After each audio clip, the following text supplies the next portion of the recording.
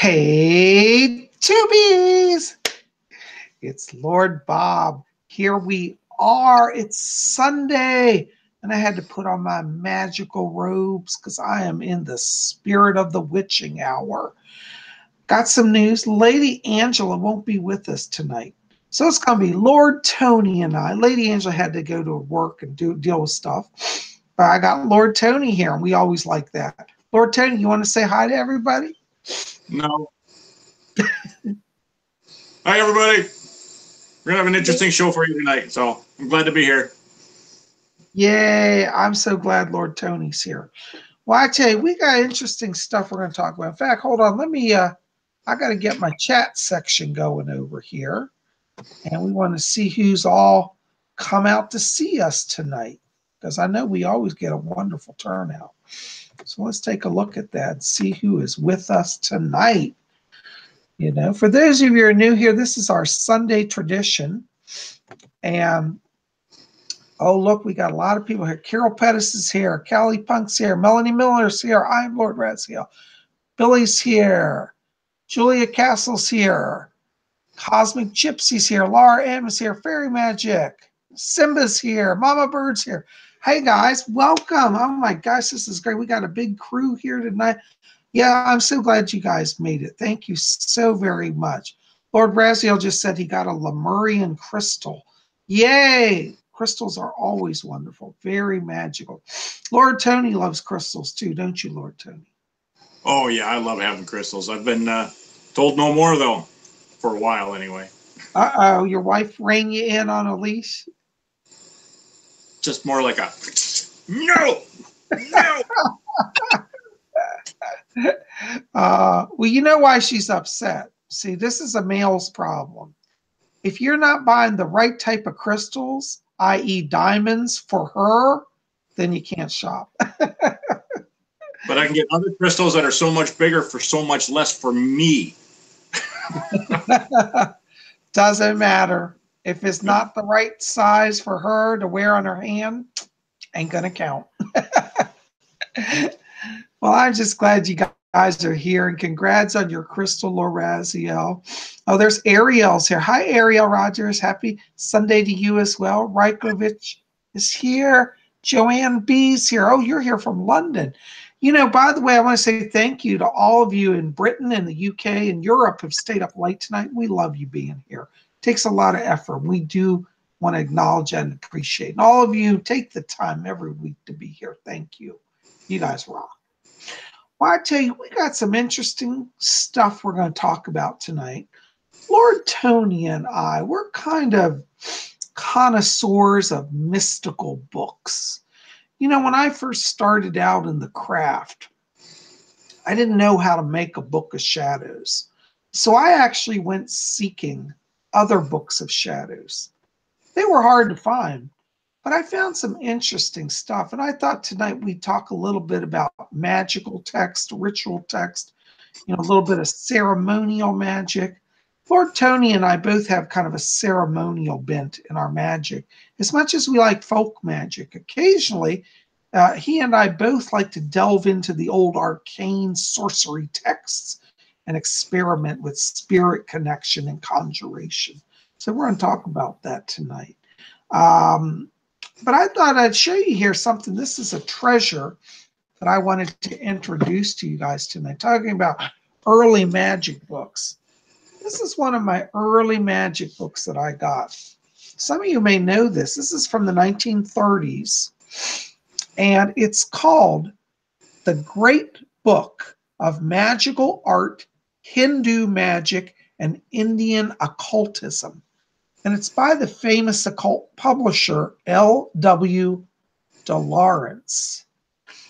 And hi, Alexis. Hi, Connor. Thank you. And this is when I was first starting out in the craft. I said, I want to learn all the secrets. And I would scour old bookstores and, you know, flea markets, antique shops, and I would dig up books. Sometimes I come to an old table at a yard sale. I think that's where this one came from a yard sale. And I saw this sitting in a stack of books. And I bought it at the time, paying very little for it, only to get it home. And this is one of those things that you say, oh my gosh. I realized this is a very rare book. Not only is it an original print, it's in hardback. And these are very hard to get nowadays. So if you ever are looking for an interesting book, I would recommend it. Now, this book, I won't go into all of it tonight. There's so much stuff. But it goes on and it gives sigils.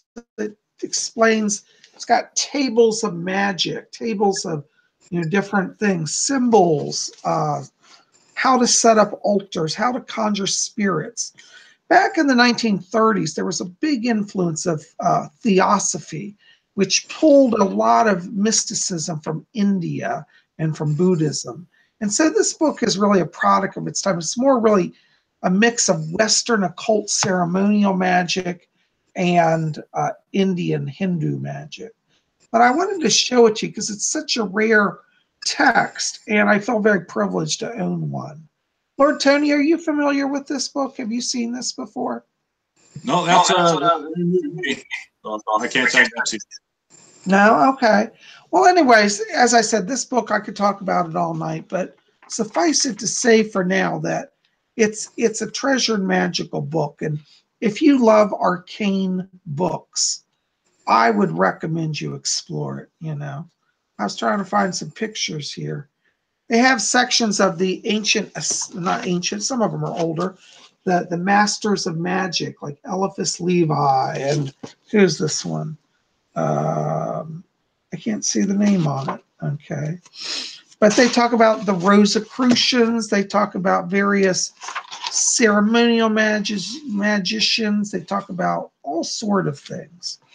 So definitely, you might want to explore some occult bookstores and check it out. Anyways, but Lord Tony and I, we're sitting here, and Lord Tony, you have a favorite book as well that you love that, maybe you can tell people about how you discovered the book you want to share about tonight. Well, basically what I had done is I was interested in it, period. And, through everything that I was being taught from my mom and looking into things myself, I had actually come across the 50 names of Marduk. Marduk, I'm not sure exactly how to pronounce it. And from there, I actually had just kind of explored things that way, using the 50 names, looking at the different sigils, choosing which ones I wanted to use. And then I just happened to be going through the library at, not the library, what was it? A bookstore, the Barnes & Noble bookstore. And I actually went into the religious and spiritual section over there. And I found one of two copies of the Necronomicon. And I picked it up and started going through it, and I'm like, oh yeah, this is what I want. And I started going through that and reading about the testimony of the Mad Arab, and listening to that story, and I'm not sure how true the story itself is, but there's so much related to it that it's Sumerian times and the wording and changing of wordings, but they all sound so much alike. And it's like, it goes back so far too. They claim it goes back super, like 8th century AD. I'm not exactly sure anymore, but it's fascinating stuff to go through. I have to agree. The Necronomicon, it's interesting because Tony was fortunate just to find it on the shelf. I actually discovered it kind of indirectly. I was reading H.P. Lovecraft, who's a science fiction or horror writer. Some of you may know him. And in his books, he talks about the Necronomicon. And in his books, he treats it as a fictional book. But there are many people in the occult community who believe that H.P. Lovecraft actually knew about the Necronomicon, even though he fictionalized it in his writings, that he was actually familiar with occultism and had at some point been exposed to a book called the Necronomicon. And some people believe that he received that name through a channeled experience. And when I read his writings, even though his stories are set in fictional settings, there's a lot of real occultism in it, which really makes me fascinated. So I started researching the Necronomicon. And that's how I ran into it as well. And I actually have a copy, a paperback copy similar to Tony's. I don't have it here with me tonight. But I loved it because a Necronomicon, and correct me if I'm wrong, Tony, it's really a mix of magic. There's definitely some darker stuff in there about conjuring darker forces. But the book is not necessarily a book of black magic and evil. It's about connecting to powers that are outside of this world. And it kind of says up front, like, this is not, you going to your local spiritualist gathering and bringing up your grandmother. You're bringing up ancient forces that have influenced humankind for millennia, since the beginning of time. And so it's an exploration of doing a walking through various gates that take you closer to the entities that were in the beginning of time. Do you think that's an accurate description, Lord Tony? Oh yeah, yeah, I do. You got like, if I remember right, it's like 7 gates that you have to cross through before you should start any sigil work with the names of Marduk. And yeah, you get to work with, you get your choice. You can work with the elder gods, which are basically like working with the light, or you have the ancient ones, which are the darker gods, which, if you choose to go that route, but yeah, that's pretty much summed it up. Yeah. In fact, because I got so fascinated with the Necronomicon, I was searching out, I'd heard that, Tony, can you show your version again? Yep. This is the one that Tony's holding up is the paperback, and you can still, I think it's still in print, isn't it, Tony? Yeah, it should still be in print. It's made by Simon, or basically Simon was the one that translated everything. We don't know his last name, but it's by Avon Books. Okay. Well, the original print of that book, before they released it in mass paperback, was they had hardback copies made, an only limited edition. And I actually have one of the original printings here. And this is bounded leather, stamped in silver. And as you can see, it's just a beautiful book. Necronomicon, it says, and it's got the sigils on the spine. The back is blank, but it's got silver edged paper. It's hard to see here, but it's done in gilt silver, shining paper edges. So it's this is a rare copy, and I was very lucky to have it. I've always treasured it. And the interesting thing is, in the front here of the Necronomica, when you first open it, you're greeted with this sigil. Tony, does your paperback version have that? I pretty much have that. It looks like the same. So. Okay, same thing. All right, good. Well, see, that sigil is a protection sigil. And, a lot of you have said, oh, I'm looking for, protection. I find that the sigil of the Necronomicon is a very powerful sigil. I actually have some in jewelry. Excuse me.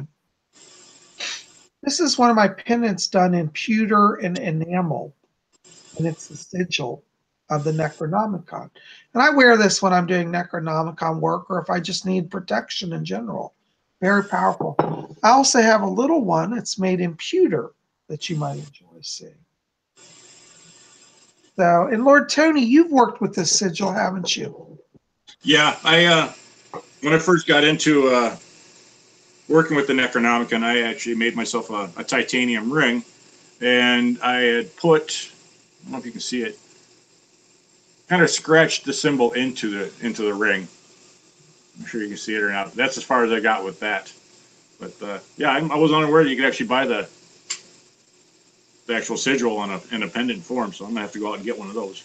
Oh yeah, if you go to like eBay, you just type in Necronomicon pendant, and you'll find these. They're not that expensive, but they're wonderful to have. This one's made of pewter. It's very nicely made. So, and they have two types. They have like that solid one, and then they have open ones made out of pewter as well. Nice. So, anyways, thank you. Connor said this is very nice. He likes the book and pendant. Gav is here. Hey, Gav. Gav says he loves the pendant as well. Thank you, guys. So, it's interesting because the other week we were talking about magic and sigils. And I thought I'd show you the interesting thing about the Necronomicon sigil. Oh, by the way, Tony, I have to show you this. Inside the book, when you first open it, it has it in foil in red. I'm going to get that tattooed on my forehead. I'm sure your wife would love that. He said, well, Lord Bob told me to do it. She'd say, I want to talk to him. But this is interesting because it looks like a very complex sigil. But actually, in the book, they break it down into how it is formed. And as you look at that sigil, again, I'll show you the complete sigil. That's the front right there. There's the sigil. Looks complex. It's actually composed of 3 other sigils. You've got the pentacle or the pentagram, and then these 2 other sigils. And I think these are sigils connected to some of the, like the Watcher, I believe. I can't remember now. Who's one of the guardians. Because they have different guardians. Is that correct, Tony? Yeah, I think it's the Watcher and the Elder Gods. Okay. Yeah, so you'll see that that sigil is composed of those 3 sigils into one. So it's like a bind rune or a bind sigil. And I really enjoy it, I think that everybody should, explore various forms of magic. In the Wiccan movement back in the 1970s, actually started 60s, there was a branch off the Gardnerians. Now, back in the early days of Wicca, you could only be a Wiccan if you were initiated into a Gardnerian coven. That was kind of the tradition then. But off of that branched another guy who came along called Alex Sanders. And Alex Sanders started his own line of Wicca called Alexandrian Wicca.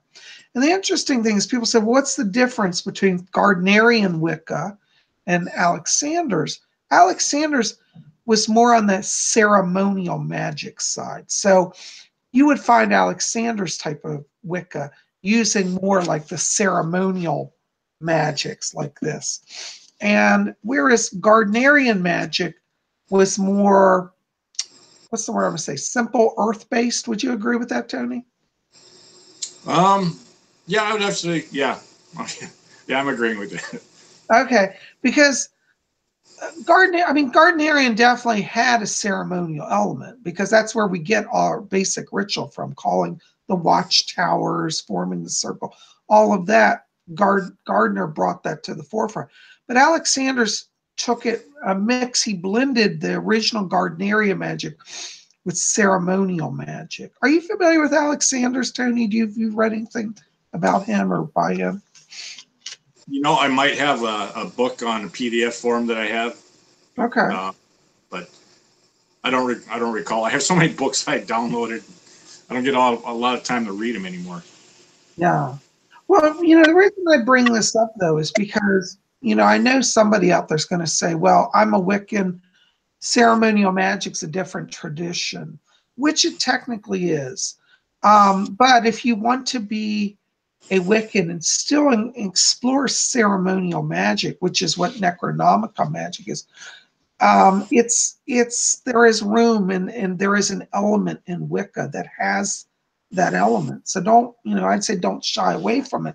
Explore it because magic, really takes you to the depths of your soul, and it allows you to connect with deity in a very profound way. Lord Tony was talking about the 50 names of Marduk. I think it's Marduk also. I'm not sure how to say it either, Tony. But there is a slimlined section of the Necronomicon, which was put into print also, called the Necronomicon Spellbook. And this is not a full Necronomicon, but it's actually one book that's pulled out of the Necronomicon that's been published. And this explains how to invoke the 50 names of Marduk successfully and safely. And it's really nicely done because it literally takes all the sigils from the book and it gives the invocations and explains how to call specific names of Marduk. And it's a wonderful, wonderful, simple way to access the Necronomicon. If you find like the Necronomicon's a little overwhelming, because it can be, it's a complex system of magic. This book shows how to kind of streamline some of that. And it's still done within the tradition. And it was put out by Simon, who did the original release of the Necronomicon. Tony, have you seen this? Do you have this one? I don't have that one, but what I do have is in my current book, they actually have the book of 50 names already inside it. Yeah. So you can pretty much almost, I want to say the same thing. Yeah. They tell you all the names and how to use them and the power words that go with them if they include them. And so that's awesome. So I thought I would put out to you guys listening tonight and watching, I'm curious if any of you have worked with the Necronomicon. What has been your experience? Maybe you want to share with us in the chat some of your ideas, Oh, Gavin Hines just asked me a question. Sorry, Gavin, I didn't get it. It went by. I don't think I can't get the chat to go backwards. So come back again with me. But one of the things also I think is so important is, as a Wiccan, and I think Tony would agree with me on this, it's important that we always be learning. It's very easy to get comfortable and we do our rituals and we go through it by rote. And I think that when we jump in and learn something new, it challenges us. Oh, there's Gavin. Hi, Gavin. I didn't see your question earlier. Gavin just said, he was talking to Laura Razzie, he says, I'm considering having a full sleeve of angelic sigil tattoos. Very fascinating. Well, Tony, Lord Tony, that brings up the issue also. What do you think about sigils being, tattooed on the body? Do you recommend that? I do, as long as they are correct. There's so many places out there that they don't know what they're doing.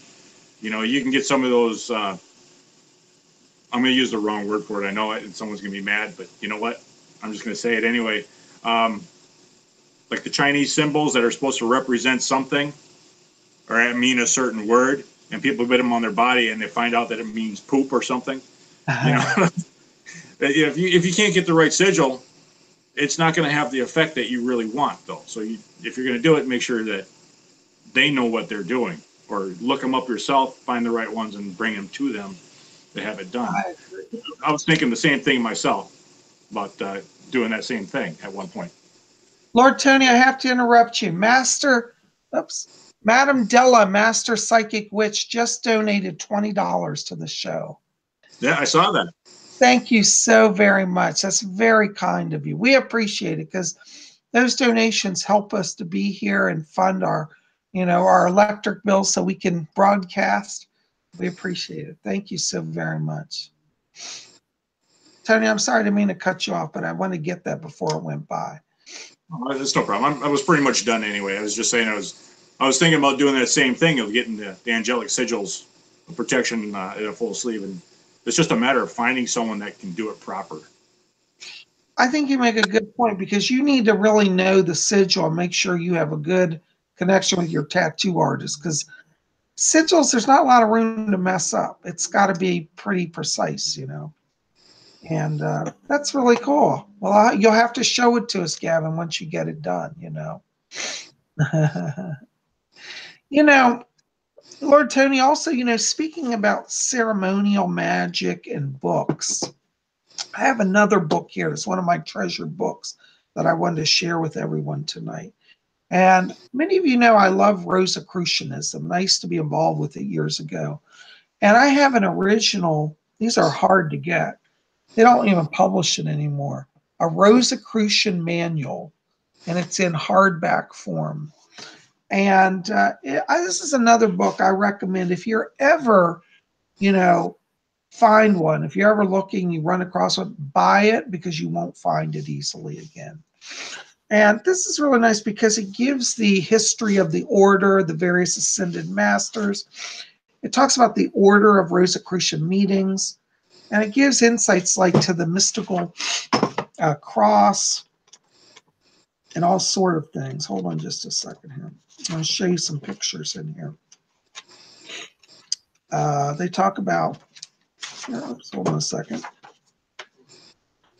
They show the charter of a Rosicrucian lodge, what it will look like.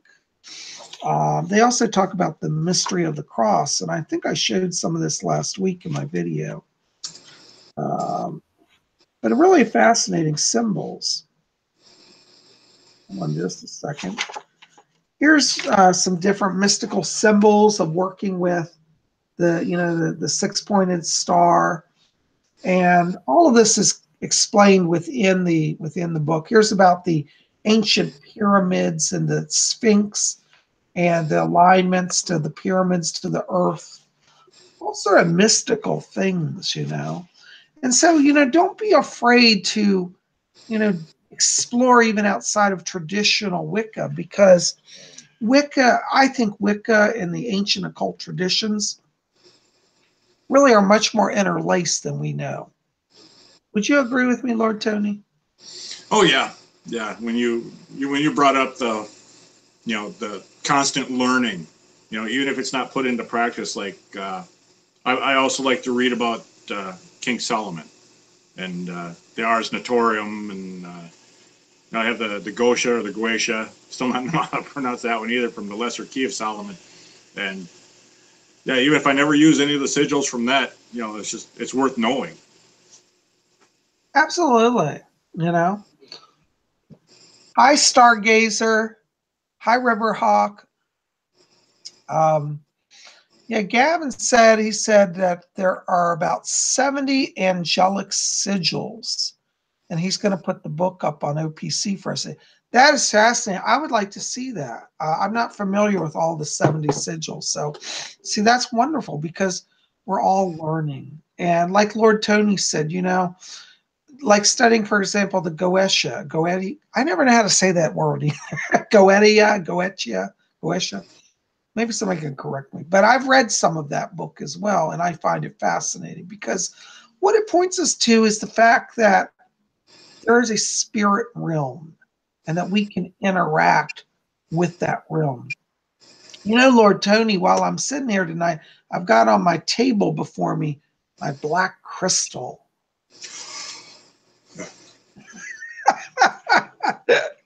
That was brilliant. And the black crystal, I love it because it allows me to connect with spirit entities. And I'm just a big believer of scrying. I've used black water bowls. And I also want to show you, this is something else. For those of you, a lot of you have been asking me in the last few weeks about scrying. You don't have to also spend a big lot of money or have a giant device. If you're like me, sometimes you're in a travel mode. You can even get a little scrying pendant. This is a scrying pendant that I bought from a fellow Wiccan, and it's done in black onyx, and it's kind of like a half dome, like a crystal ball. But this is a wonderful little scrying device. It's like a little portal into the spirit world. And so you might want to, explore, because what I can do is if I'm traveling, let's say I can't carry my crystal, because this is kind of heavy actually, and I'm going somewhere where I don't want to have a lot of stuff to carry, I can just clamp this on my necklace and wear it all day long, and I've got my scrying device right on me. This is something I recommend, and I've got a larger one, and I have a smaller one. And they're both very lightweight, and they make, they're both pendants, and they're both made of onyx. So these are options as well for you when you're trying to connect with the spirit world, Hi, Sean Rodriguez. Hi, Fairy Magic. Thank you.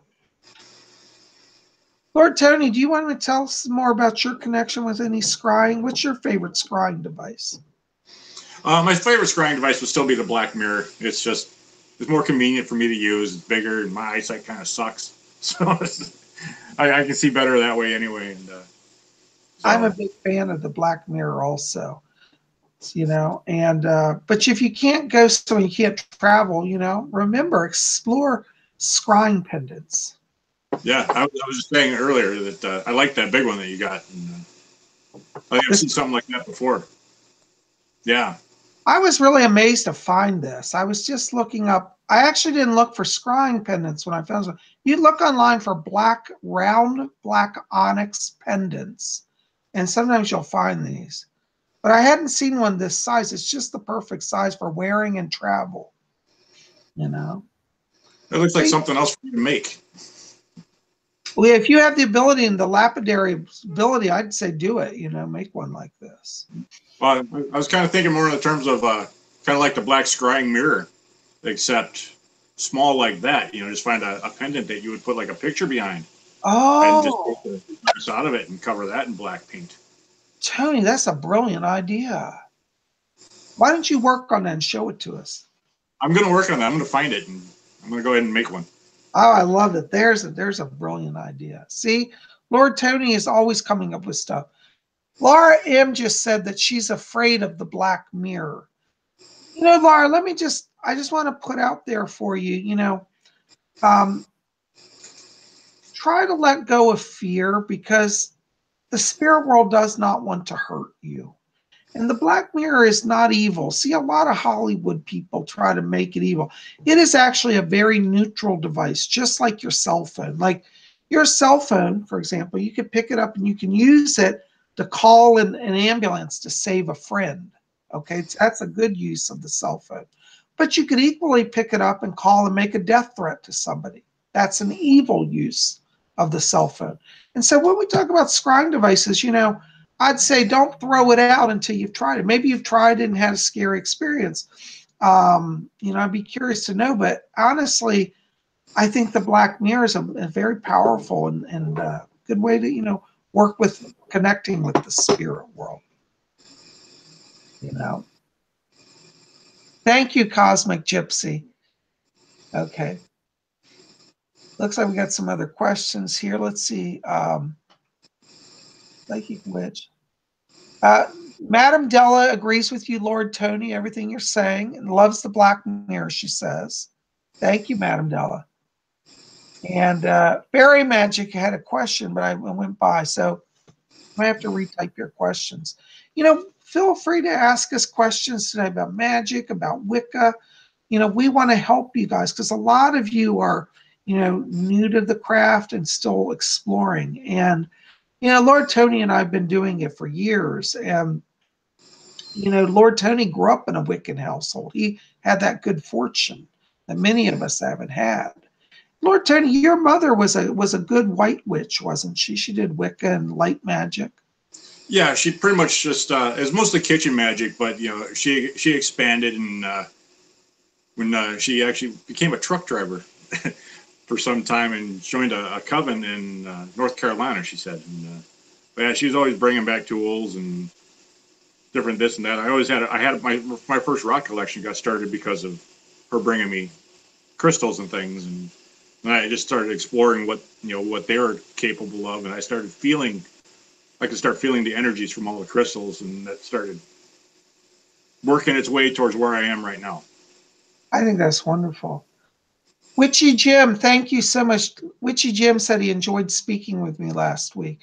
We had a great session together, and I really enjoyed the honor of reading for you, Witchy Jim. And, you know, I have to say, you know, any of you who are interested in private readings, I still have some openings for this upcoming week. And if you want to connect with me for a private reading, just connect with me through my website, which is www.robert-hickman.com, or you can call my office, 571-483-2112, or you can write to me, readings@robert-hickman.com. And in my private readings, it's going to be you and me one-on-one for an hour.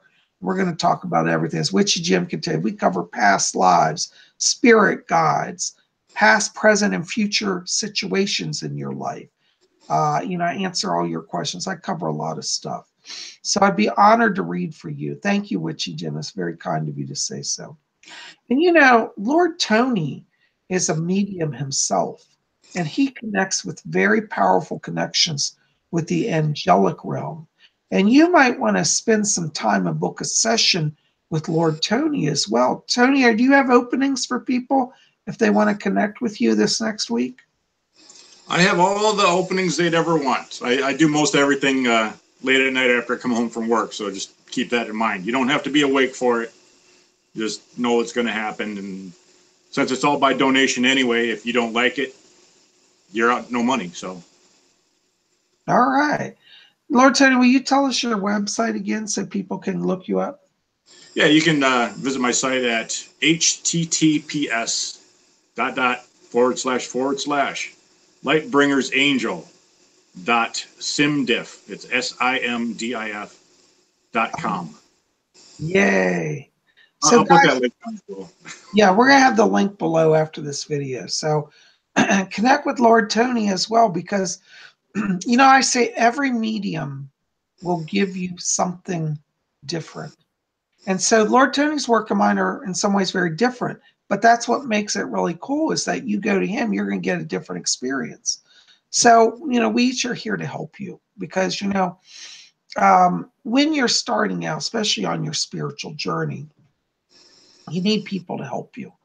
Now, I know a lot of books say, oh, just do it on your own. Yes, definitely, you can do the craft on your own. But sometimes having a reading with a psychic and a medium helps you to get beyond some of those blocks and to move forward. So I recommend it. Oh, Lord Tony, there's a question for you here. How will one know when a healing of yours has happened? Will we feel it differently? A lot of times, yeah, you actually do feel it. Most people have said they felt it in their head. Yeah, because that seems to be where the majority of the problems are that people are having their issues with is in their head.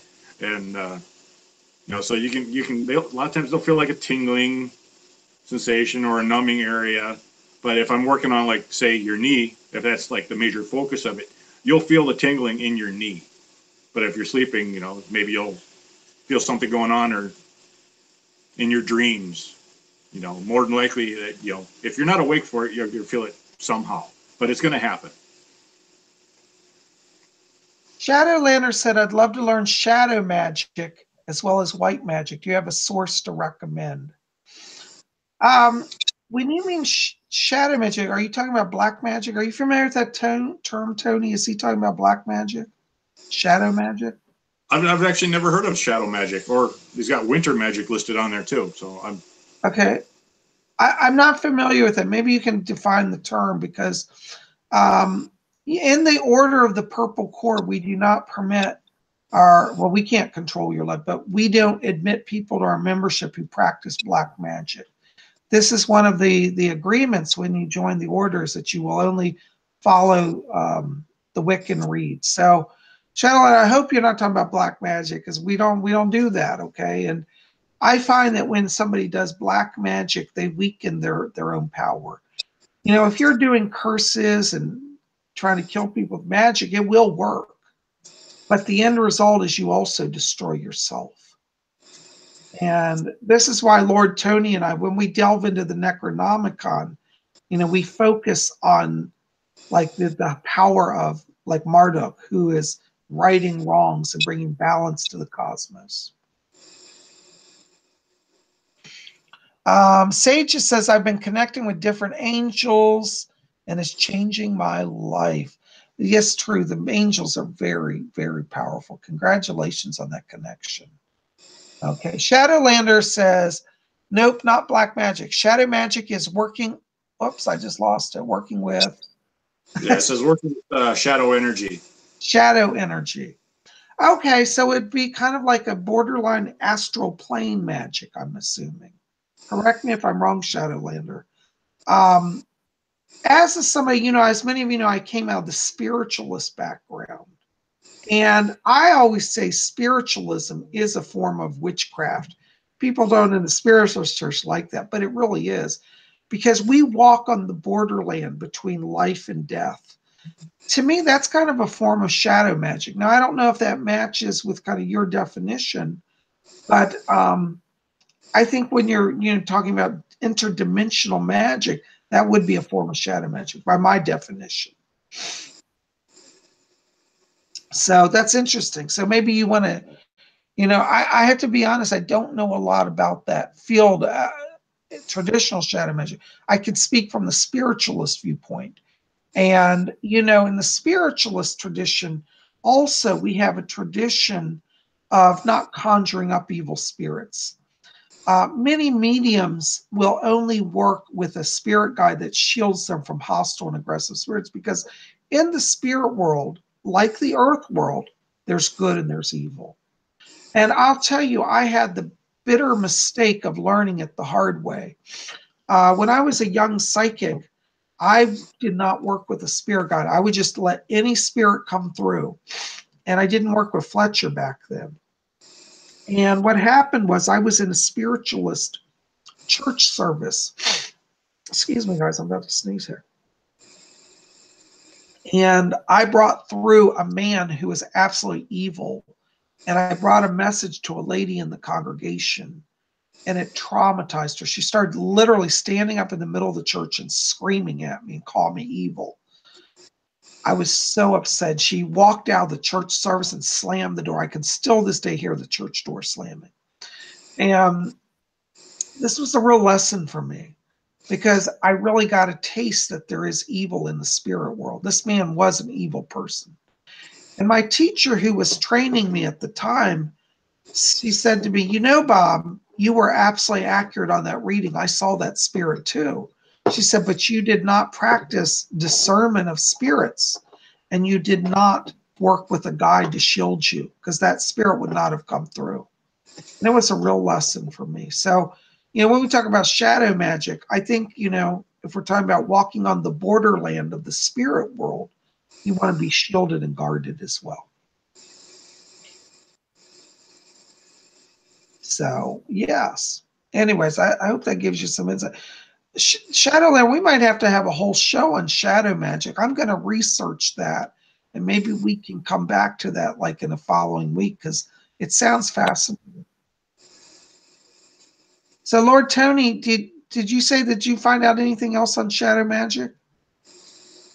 No, I haven't looked anything into it right now. I'll be looking into it. I'll look into it myself too. Learn some more about that. I think we'll have to talk about that. Maybe next week we could do that as a show. What do you think? No? All right. But, I have to say, someone actually asked the question, I can't remember who it was, if we found the Necronomicon scary. There are elements in it that are scary, yes. There's certain things in there. I actually, when I first started using the Necronomicon, I had, I think I probably overused it, maybe abused a few of the sigils that were in there. And I had actually gotten a dream.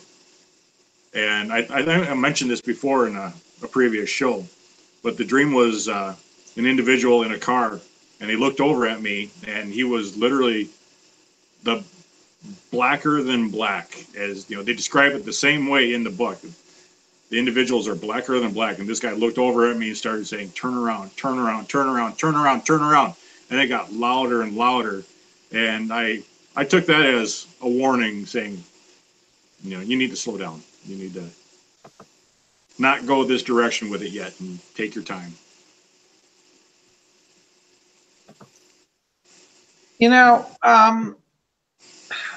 Yes.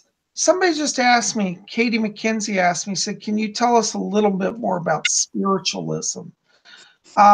Spiritualism, this is why I said earlier, spiritualism and Wicca, I think, are very closely connected.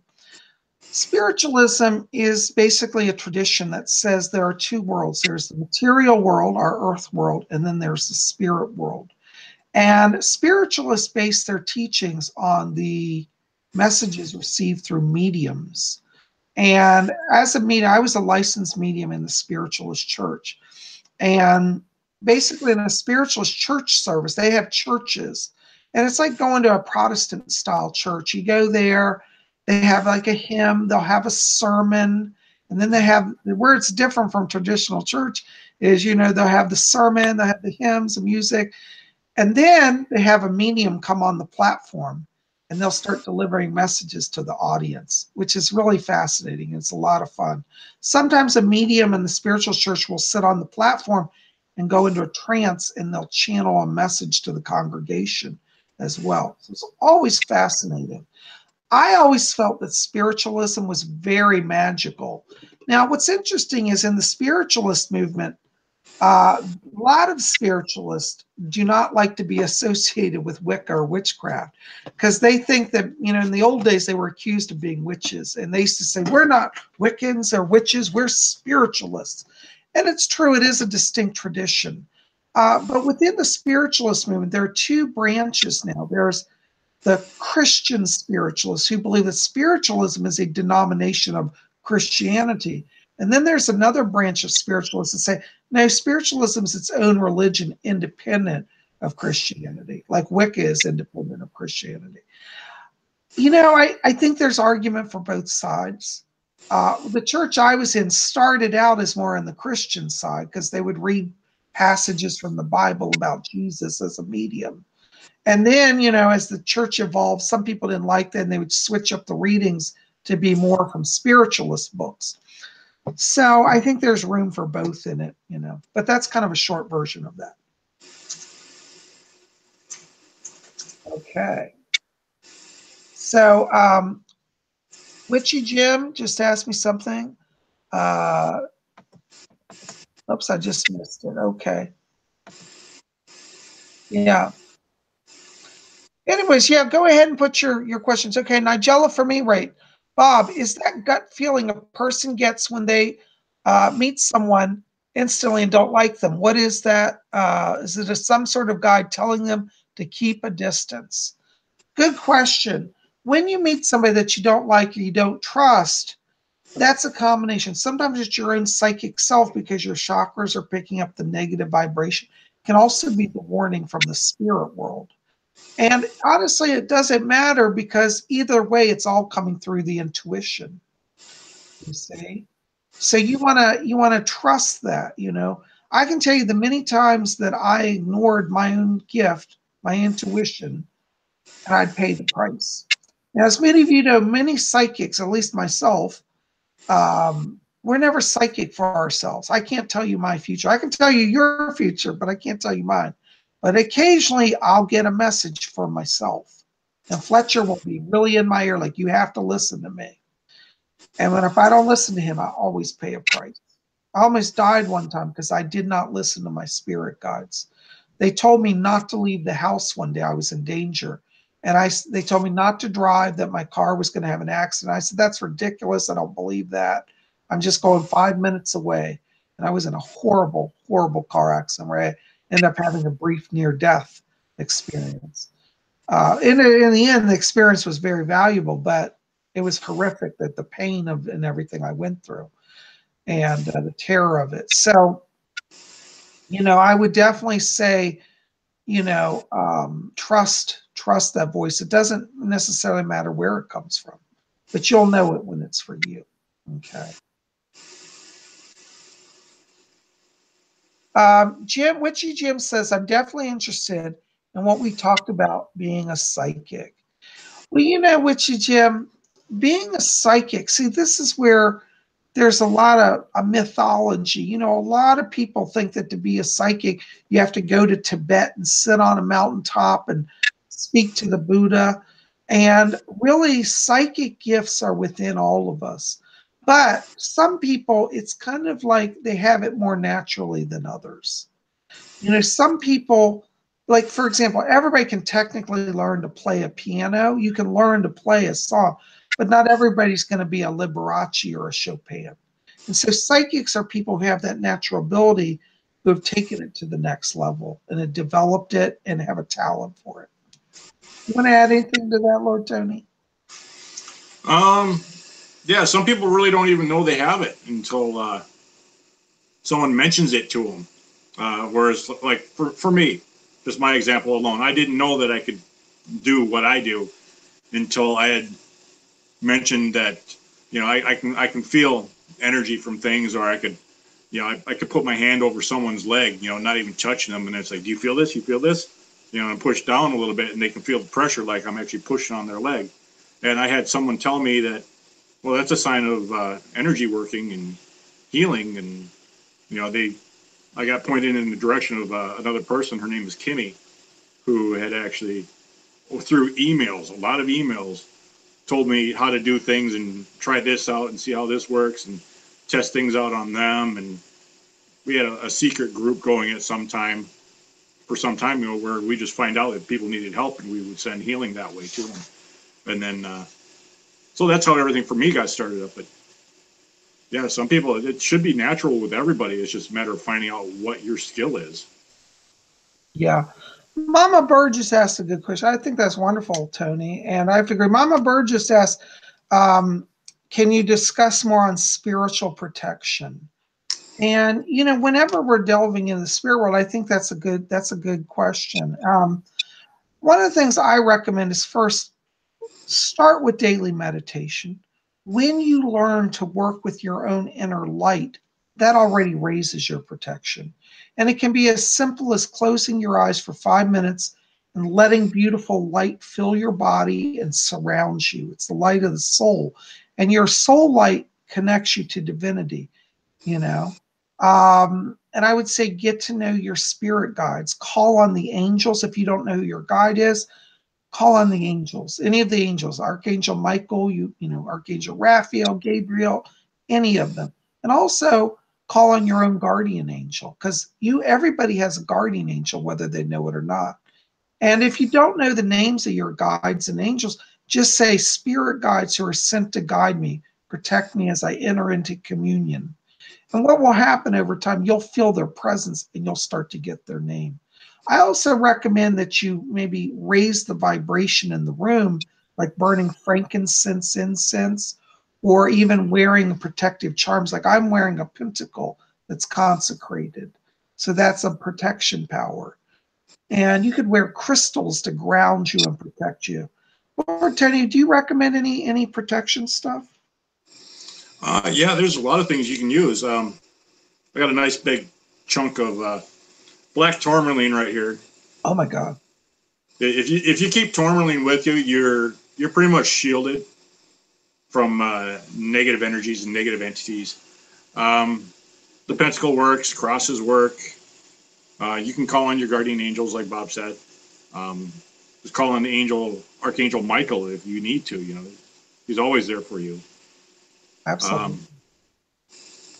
Heck, you can probably even just make your own symbol and put your own energy into it with your intent, and it will become a protective symbol for you. That raises a really good point, Lord Tony. Yes, you know, we can create our sacred symbol. You know, last week, guys, I was talking about the mystical blue cross.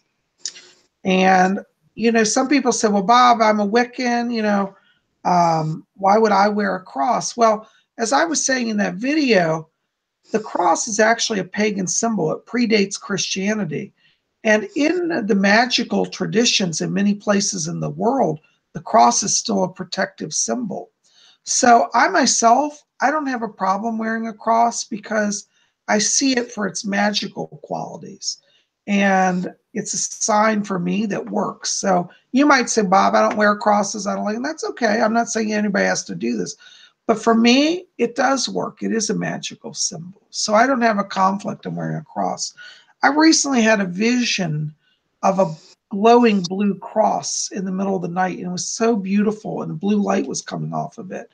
And for me, it was very comforting. And so I like the symbol, particularly of the blue cross. And I'm going to have more about that in the coming weeks on my channel. But as Lord Tony said, I want to echo you. I thought that was really great to find your sigil, your symbol, and claim it. Because when you step into your power, you're protected. Lord Tony, people love your black tourmaline. They want that. You can have it, it's mine. I've not seen one that large. That's amazing. Yeah, this one's usually kept in the living room, but yeah, one of the things people you don't want to do is let your guard down. If you're doing the kind of work that like Lord Bob and myself we do, you don't want to let your guard down. I'd pretty much gotten exhausted throughout the week, and it bit me in the butt. Friday night, I got psychically attacked on Friday night, and I didn't have anything with me. Usually I keep something on me or under my pillow. I had nothing with me, and I paid the price for it on Friday night. So I stuff that got in. Stuff is really pissed off at me right now for closing all those portals, and so I'm having to deal with that right now. But so this one's staying with me for a long time for right now. So. Well, I have to echo you, Lord Tone. Definitely, keep your protection around you. And what he said is absolutely right. I hate to say this, I'm not trying to be negative, but there are evil spirits. Now, a lot of psychics that I encounter, and even in the spiritualist church, I ran into spiritualists who would say, everything's love and light, it's all of God, and there's nothing evil to be afraid of. I simply disagree. And the reason I say that is if we look into our material world, we see good and evil. There's a saying, an occult saying, Lord Tony, I'm sure you know this, it goes back to the Hermetic teachings.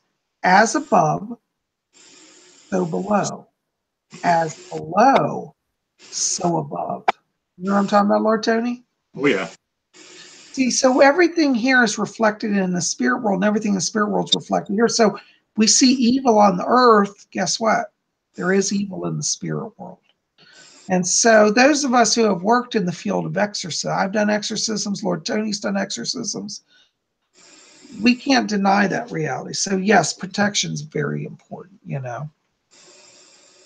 And Sage is agreeing with that. Never let your guard down. Wise advice, Tony. Very true. I have to echo that, yes. Yes, Horror Beauty FX said, Lord Tony, how do you know if you have been energy attacked? Good question. Usually you're drained. It's real simple as that. You're drained and you're lethargic and you're confused. Things don't feel right. It's not your normal feeling. When I got psychically attacked the other night, I had just fallen asleep, and it was like, you're not dreaming, but something is seriously wrong. You're fully conscious. It's like being lucid, but you're being attacked in that moment. And I wake up after that happens with the worst. I'm going to call him a psychic headache because that's where it originated from, from the psychic attack. And that headache was a full day's worth, and nothing I did was fixing it until late last night. Yeah. I see, and it's true. The energy is very powerful. This ties in with another question somebody just asked, Lord Tony. And it says, I didn't see the name. Forgive me. I didn't catch your name, but you'll know who you are. Somebody said, what do I do if I accidentally summon a bad spirit? How do I get rid of it? Well, you know what? This is interesting. First of all, if you're doing a summoning, and you're actually doing a proper summoning, you'll be prepared, or at least you should be, because you shouldn't be calling on a bad spirit, Now, I will say that when we open the spirit door, there isn't a chance of a spirit manifesting. It happens to some of us. But generally, if you're going to be doing a summoning, like a formal ritual, you would already set your guards in place, okay? A lot of times what happens when people get a bad spirit is it happens because they're playing around and they don't realize they're actually doing magic. Sometimes I've seen people literally and I've had clients do this, they'll go just buy a spell book and think it's fun and joke around with it, not realizing that they are opening portals. So an accidental summoning should never happen in an actual practitioner. I think that's accidental summonings happening at the amateurs, and you don't want to be an amateur when you get into this realm. Okay, how do you get rid of it? It depends on what it is. I can't really say. Fumigation. Bring in light. I use holy water and salt to consecrate my home. All of that. So, Lord Tony, I tell you, I just look at the time. We're almost. So where does the time fly? I don't know. Lady Angela took it this time. I'm blaming you. You opened that portal. We've had such a good time. Lord Tony, is there anything else you want to say tonight? Not that I can think of. I think we covered quite a bit of topics here tonight, and I'm seeing in the chat, they're talking about the migraines. Yeah, I get migraines too as well, but yeah, the psychic headache for me is completely different. Yeah, yeah, I think that when you do a lot of spiritual work, it can tax you. And again, Lord Tony's black tourmaline is a great and powerful balancer, a grounder, and a protector. I love that stone because it literally does everything, doesn't it, Lord Tony? It does. Everything you need it for, it'll pretty much do it as far as protection goes. So that's my go-to right now. So I love it. Well, guys, I want to say thank you. Thank you to all of you who came out to tonight's show. Thanks for being here. I love you guys. Keep it here at Spirit Channel. We got more coming. Tomorrow is Monday, and that's going to be horoscopes. And we're going to take a look at what's in the stars for you. Hold on, I got to pull this up. My big zodiac wheel. We're going to spin around that tomorrow and see what's in the stars. So make sure to be here. Anyways, until then, I invite you guys, please go visit Lord Tony's website. You might want to book a session with him. And listen, if you book a session with Lord Tony, please be kind and be generous. Pay him. His time is valuable. When somebody makes an offering to work for you, you should always compensate that. And so honor him, please. And I might also encourage you to go see Lady Angela's website, www.rarewiccaspells.com. She has everything you need there, from magical pendants, books. She has this type of black crystal, this size, just like mine. So you can get a black crystal. She has black mirrors there. Anything you want. Spell books. I think she carries, forgot to show you earlier, protection magic spell. This is a book that I think she's carrying over there now by Silver Raven Wolf. So, definitely go and check out Rare Wicca Spells as well. And if you want to get on my schedule for a reading, contact me, 571-483-2112. The phone number and email and website links for all of us will be below this video. So definitely check it out. Lord Tony, do you want to say good night to everybody? No, I want to keep going for another hour at least. We can cover so much more, but I suppose. I hope everyone has a great night. I had a fun time here. This is unbelievable. It's like I would have never thought that just doing all this stuff that I would eventually be with a world-renowned psychic doing a YouTube show. But got to flatter Bob. Oh, you're too kind. I'm world-renowned for insanity. That too. Well, you know what? We hang together well, Tony. Guys, listen, thank you for being here. We're going to sign off. Thank you for all your questions tonight. Keep them coming. We'll have more next week. We'll be back here, same time, same place, for the witching hour. We'll see you then. And until then, may you always blessed be.